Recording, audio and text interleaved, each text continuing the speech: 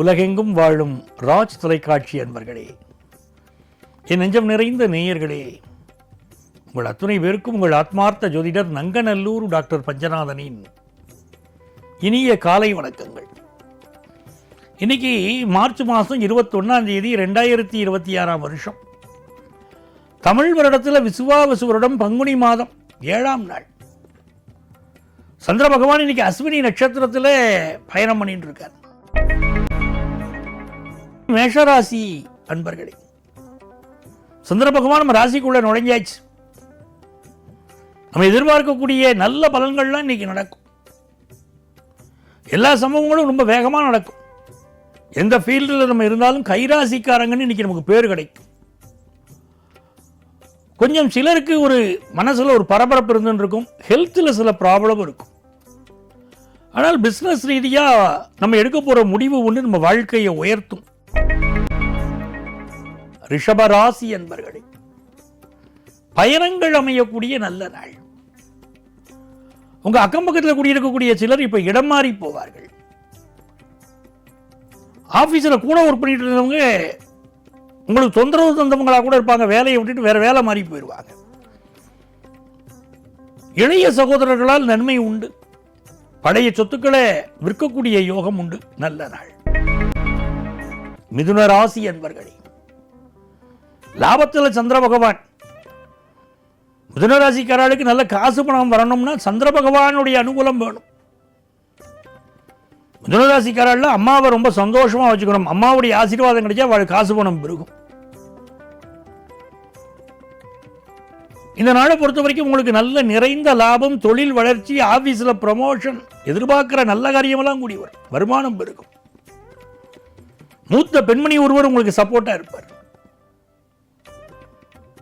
பயணங்கள் வெற்றிகரமாக அமையும்.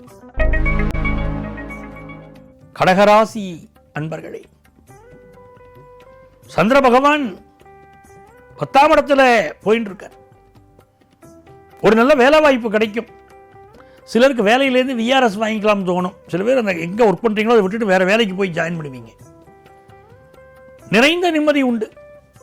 வம்பு வழக்குகளில் கொஞ்சம் ஒதுங்கி இருந்தால் இந்த நாள் நல்ல நாள். புதுசா பிசினஸ் ஆரம்பிக்கிற யோகம் வருது உங்களுக்கு, அதை பயன்படுத்திக்கோங்க. சிம்மராசி என்பர்களே, கடந்த 2.5 நாட்களாக இருந்த கவலைகள், துன்பங்கள் எல்லாம் மறந்தோடு. சில நேரத்தில் அப்படி மூடு டல்லா இருப்போம். சில நேரத்தில் ரொம்ப சந்தோஷமா இருக்கும். இந்த மனசு உற்சாகமா இருக்கும் போது எடுக்கிற முடிவுகள் எல்லாம் வெற்றி பெறும். மனசு கோபமா இருந்ததுன்னா எடுக்கிற முடிவெல்லாம் தப்பா போயிடும். இன்னைக்கு உற்சாகமா இருக்க போறது உங்க மனசு. அதனால எல்லா வெற்றியும் தேடி வருது. ஃபாரின் ஆப்பர்ச்சுனிட்டி கூடி வருது.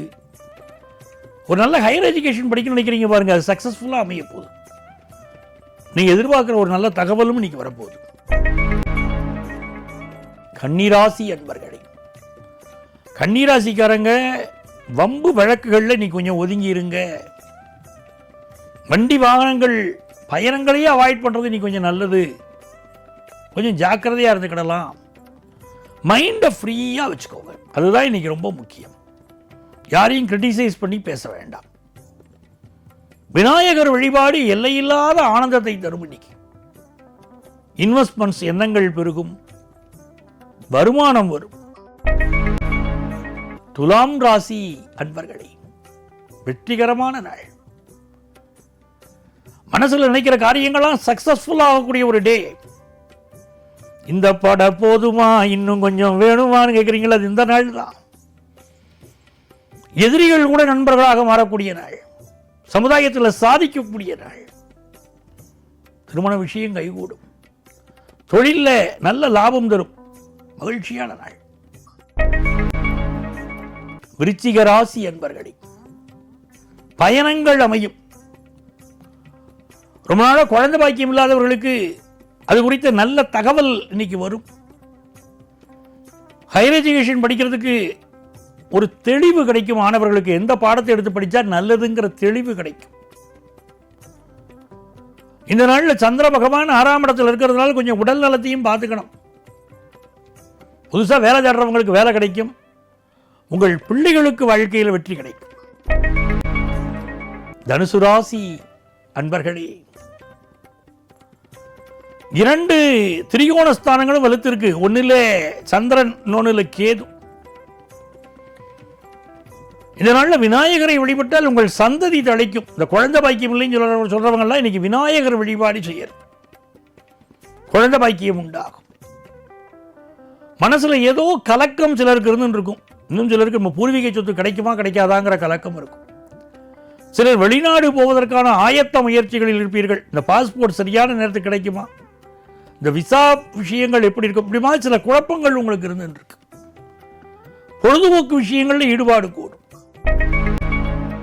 மகர ராசி என்பர்களே, வியாபாரத்தில் நீங்க எதிர்பார்க்கக்கூடிய நல்ல தகவல், நல்ல லாபம் உண்டு.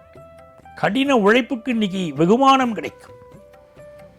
புதிய வீடுமனை வாங்கக்கூடிய யோகம் வரும்.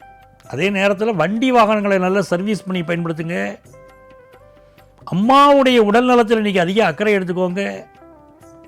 உங்களுடைய ஹெல்த், அதுக்கு ரொம்ப இம்பார்ட்டன்ஸ் கொடுக்கணும் இன்னைக்கு.